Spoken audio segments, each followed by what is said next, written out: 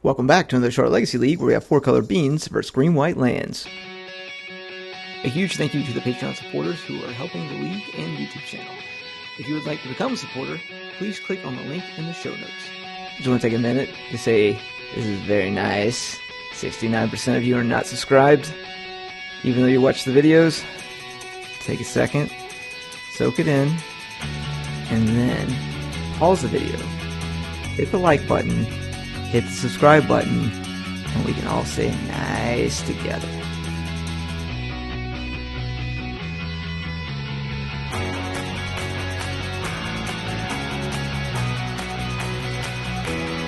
Alright, game number 1, we're both on 7. I am on the play. I don't obviously know how to mulligan because I'm actually on 6 now that you see me put a card supposed to go underneath my deck. It's my first time playing Magic, but we're having a good time anyway. And we're going to follow that up with a Sphere of Resistance against Beans. We know how much Beans decks enjoy greedy mana, and he rips a basic island, so Wasteland not so great.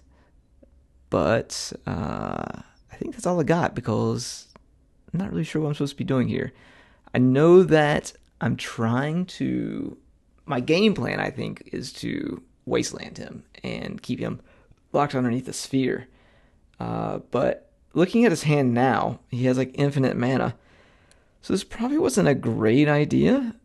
But I did go get a forest and pass back over. So now at least I have a little bit more mana underneath me.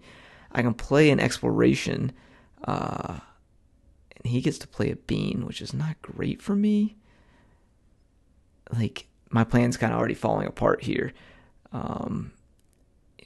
I thought that I would draw more lands with, 30 plus lands in the deck, but it's not going great for me. I do get to play an exploration though, which is, it's something, I guess. But again, looking at his hand, not great. I didn't realize he had 1 million mana in his hand. So now he gets to play a frog, which I can't do anything about either. I do have a crop rotation in hand. What I really need is a life from the loam, but that's not really helping either. So I do crop rotation while he's tapped out. And I think I will get a Maze of Ith, so I can at least stop him from drawing cards against me. But again, look at all that mana in his hand. Yeah, we're going to Maze of Ith that. And he's going to try to attack again, but it's not a Minotaur deck, and he doesn't get a second main phase. Or a second attack step, I should say. But again, he's killing it with all this mana, finds another frog, and we're really struggling to find something to do here. I'm thinking to myself, man, I wish I had like a life from the loam, which I did just draw, which is pretty cool. I was expecting it to get counterspelled, but he didn't have one, so I was really psyched about that. So I do at least get a Wasteland back, as well as a Yavimaya and a Dark Depths. So that's feeling pretty good. Now I'm starting to feel a little bit better about like my stance here in the game. Yeah, so at least I can start like peeling him off lands. He can only draw 1 card a turn as opposed to multiple cards per turn. The reason why I wasteland him off of the white as opposed to the green is because he already had, if I would have hit the Trop, he would have double white, but he wouldn't have he has triple green, quadruple green now, with the Yavimaya in play. But he does get to draw a card off of this, and the damage is 2. So he is drawn second blood, since his special lands did first blood. And we're now in an interesting spot where he has Leyline Binding, but he does only have 3 lands, but he chooses not to use the Binding here. Which I find interesting because he could have hit the Sphere or the Exploration, which would have unlocked a lot of stuff in his hand. But instead, he stacks up a Triumph of St. Catherine that he's going to draw during his upkeep, and I'm going to dredge Loam here. Again, I can't take him off white, unfortunately. I'm hoping to hit another Wasteland so I can double Wasteland him, which I do hit, which I believe I immediately do as well. So we pull back the Wastelands and the Saga, and we Wasteland the Trop, and I think I decided to put the Saga in play as opposed to double Wasteland, wastelanding him here, even though that would have completely ruined his plan for the Triumph of St. Catherine that he has. But I don't know. It was I probably should have been double wastelanding because he does get a cantrip off that as well. And now I'm in some deep doo-doo, as they say. 1 damage. He gets to draw again, so just cantripping very well here. Has an endurance in hand, but luckily the loam is safe for this turn. I'm trying to decide whether I want to dredge or if I want to dredge or I want to draw. I decided to draw, which was probably a mistake as well. But at the same time, I did get to pick up a Blast Zone and wasteland him again. So now he's on 2 lands and under a sphere. So almost everything he has is uncastable. And I feel pretty good here with the Blast Zone in play. Being able to roll it up to 3 this turn, I will take at least 7 damage more than likely. Because I don't want him drawing any more cards. I don't really mind about losing the life with me having... Oh, I have the Construct as well, which is only a 4/4. And he can decide whether he wants to make frogs fly or not. But I think I just decide to... Oh, never mind. I don't decide to do anything. I just gain 4 life, and then I decide to untap the frog, the bigger frog. That way he only gets to draw 1 card, and I take 6 damage kind of thing. It's not the end of the world for me. Pretty happy about this particular spot. Yeah, no additional lands either, which is really great. Any pitch? Okay, I take a whole lot more damage than I thought I did. Forgot that he did that. But yeah, he gets to draw another card. I think he finds a land, maybe? He does. But I do have a wasteland in hand, I think. I already played it. But I dredge the loam here and find 2 more sagas. I do make a construct. So I will say I made a mistake here. I only paid 2 mana for this loam instead of 3 mana for this loam, which in hindsight isn't really that big of a deal because I do have the mana to activate the Blast Zone during his turn anyway. I just couldn't wasteland him here. Or I couldn't Maze of Ith, I should say. I would have to take the 5 damage and or wasteland here. And then I end up using the Blast Zone instead. So the other plus side of getting the Vexing...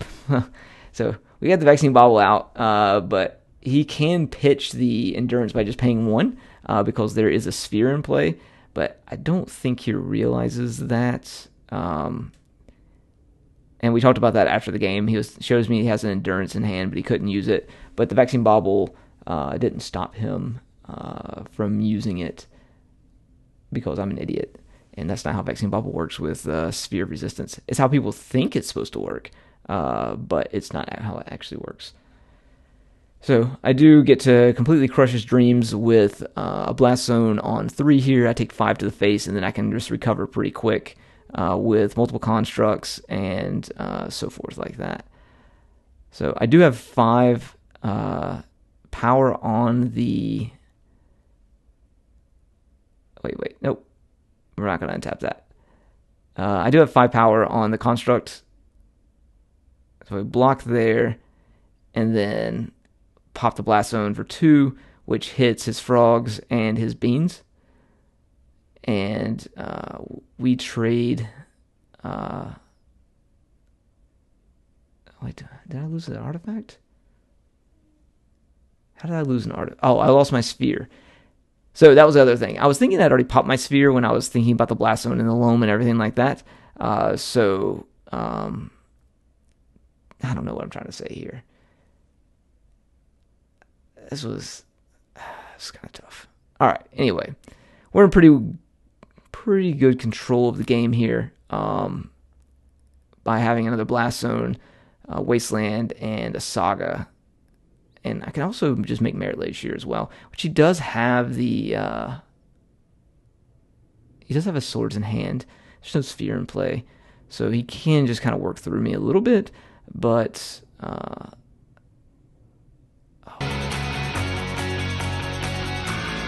if you've been enjoying our content, please be sure to like, subscribe, and leave a comment below.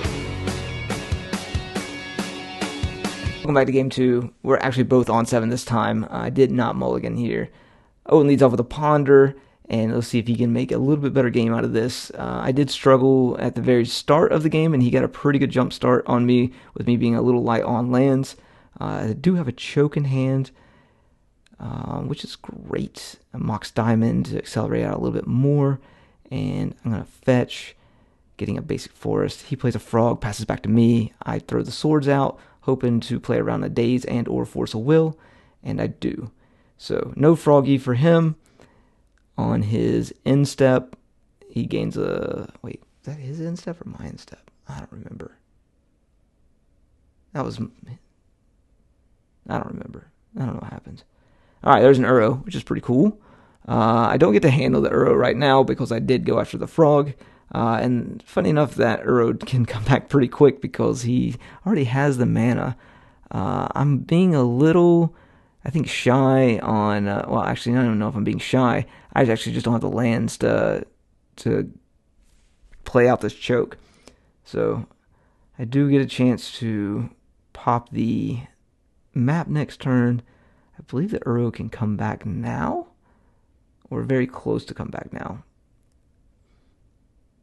And yes, Uro is back, and I'm hoping that he does not have a force in his hand, which he doesn't. He has a swords and a frog. And then I'm really hoping I draw a land here, because then I can just jam freely the choke, and I do. And he's got a bunch of blue cards. Pass back over to him. All his blue mana is tapped down, and he finds a Murktide. Now we get to kind of start working through the deck and go get a... Well, I find a Saga, so I could play the Saga, go get a Stage or a Wasteland. Oh, yeah, Wasteland. That's smart. Yeah, Wastelanding him to get him off white, and then I can start playing, or I can make a 20/20. And then, of course, he immediately rips another one. He could go get a basic, maybe? I don't know. We do have the Saga in hand. We do have the loan for the Wasteland. So I play a Mox Diamond, pitch, and then I recast the loan, and I'm able to get both my lands back. It scoops it up. Thanks for watching. If you've been enjoying our content, please be sure to like, subscribe, and leave a comment below.